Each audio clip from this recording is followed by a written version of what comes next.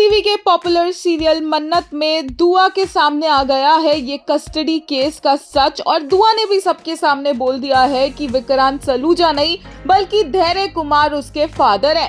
Court case चल रहा होता है और धैर्य यहाँ पर प्रूव करने की कोशिश कर रहा होता है कि उसने जब रिश्वत ली नहीं है तो वो ये गलत इल्जाम अपने सिर पर क्यों लेगा।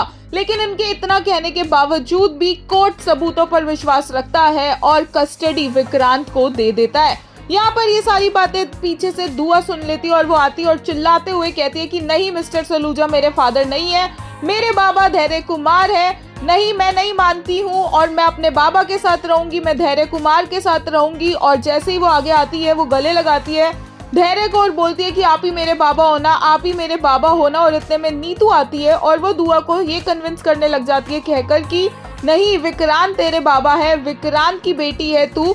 इतनी इनसेंसिटिवली नीतू यहाँ पर सबके सामने दुआ को ये बातें बोलने लगती है कि गुस्सा आ जाता है मन्नत को और वो आकर नीतू को लिटरली धक्का दे देती है कि मेरी बेटी से दूर रहिए, बस इसी दिन के लिए मैंने आपको माँ बनाया था ना, भूल जाइए अब आप मेरी बेटी है ये किसी और की बेटी नहीं है। आपसे यही उम्मीद थी मुझे, आपने फिर से एक बार मुझे धोखा दिया है। और नीतू शॉक रहती है कि मन्नत उससे इस तरीके से बात कर रही है, बट धैर्य मन्नत को रोकने की कोशिश करते हैं। यहाँ तक कि यशिका आग लगाने की कोशिश करती है ये बोलकर कि किस तरीके से बात कर रही हो मन्नत, बड़ों से ऐसे बात करते हैं।